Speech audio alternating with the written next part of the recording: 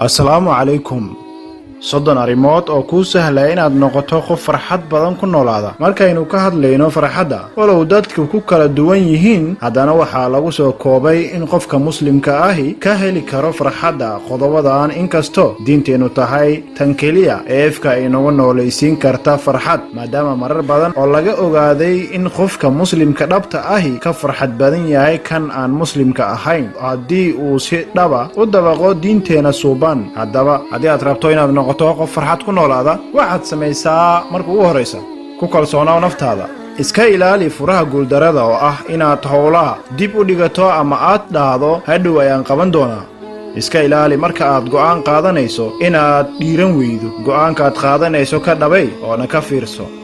ha ku lumin waqtigaaga adoo doonaya inaad waxyaabo badan takhasus u yeelato. taasi waxay kaa dhigaysaa qof aan weli dhadhamin miraha guusha. waxaa kugu filan inaad hal shay takhasus aad u yeelato intaad raadin lahayd waxyaabo badan aad takhasus aad u yeelato.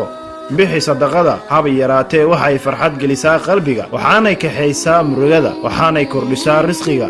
ku dayo nabi maxamed sallallahu alayhi wasallam, isagaa ah hogaamiyihii guusha iyo farxadda. booqo xarumaha caafimaadka iyo jeelasha si aad u dareento nimcada caafimaadka iyo xurriyadda.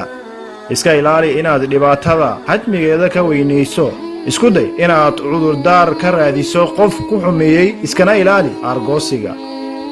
iska ilaali inaad cadowgaaga toosto caradaada, waayo waa inta ay doonayaan inay tashuush kugu furaan. markaad dadka la fadhido u fadhiiso qaab wanaagsan. ha ku hadlin waxaan khayr ahayn. wejigaaga furfur ixtiraam dadka kula fadhiya. dhegayso sheekadooda, hana ka dhexgelin. ha noqon sida duqsiga oo aan ka fadhiisan ama aan ku joogsan meel xun mooyaane meel kale. waxana ha u dhimin dadka nasabkooda, hana raadin ceebtooda. iska ilaali jaceylka aan xadka lahayn, waayo waa uu cadaab qofka, waana xanuun ku dhaca qalbiga.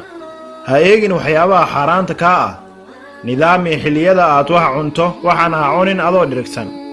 marka aad carooto, aamus oo shaydaanka iska naar. beddel meesha aad ku carootay. haddaad taagan tahayna fariiso.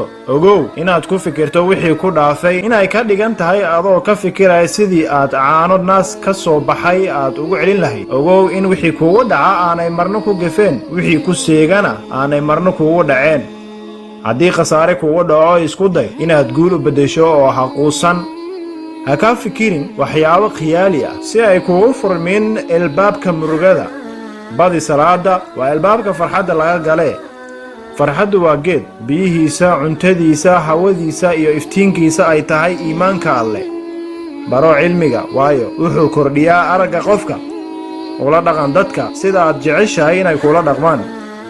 haddii labada lamaane mid caroodo, kan kale ha aamuso inta uu caraysan yahay. qofka haysta guri caafimaad iyo qutulyoom ha ogaado inuu haysto nolol adduun.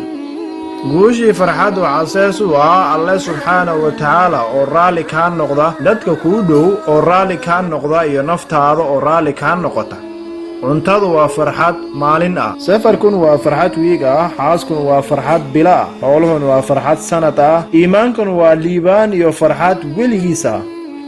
ku dadaal inaad saaxiibadaada la sheekaysato si aad iskaga kaxayso murugada. ogowna in kaftanka hufan uu keeno farxad.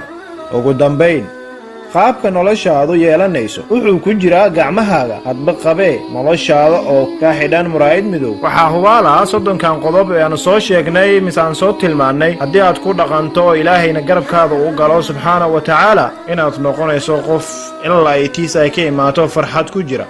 waxaad naga daawanaysay rajada iyo maanta. haddaad ku cusub tahay see subscribe dhe, sidoo kale gambaleelka rugmo si aan ku soo gaarsiino muuqaalada xiga. mahadsanid.